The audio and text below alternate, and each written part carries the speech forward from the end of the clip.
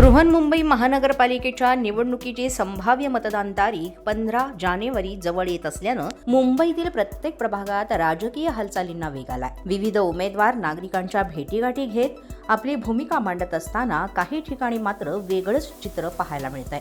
मालाड पश्चिम येथील वॉर्ड क्रमांक 49 मध्ये माजी नगरसेविका संगीता संजय सुतार आणि समाजसेवक संजय सुतार यांनी गेल्या काळात केलेल्या विकास कामांची आणि सामाजिक सेवेची पोचपावती देण्यासाठी नागरिक स्वतः पुढे येत असल्याचं चित्र दिसून येत आहे। रस्ते, पाणी, आरोग्य, अँब्युलन्स सेवा, आपत्कालीन मदत, आदिवासी पाड्यांमधील मूलभूत सुविधा तसंच सर्वसामान्य नागरिकांच्या वैयक्तिक अडचणी सोडवण्यासाठी वेळोवेळी केलेल्या मदतीबद्दल नागरिक त्यांची भेट घेऊन आभार व्यक्त करीत आहेत। नेहमी जनता म्हणून, मतदार म्हणून आम्ही तुमच्या पाठीशी उभे आहोत अशी ठाम भूमिका अनेक नागरिकांनी मांडली आहे। मडगाव पंचमंडळ दक्षिण बाजू, धारवली गाव तसंच आदिवासी पाडा येथील नागरिकांनी संगीता सुतार, संजय सुतार यांची भेट घेतली आहे। या भेटीमध्ये कोणतीही औपचारिकता न ठेवता केवळ गेल्या काळातील कामांची आठवण काढत नागरिकांनी आपल्या भावना व्यक्त केल्या।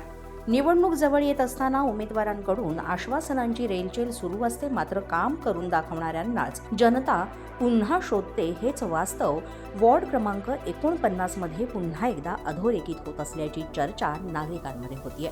जागृत महाराष्ट्र न्यूज, मालाड, मुंबई।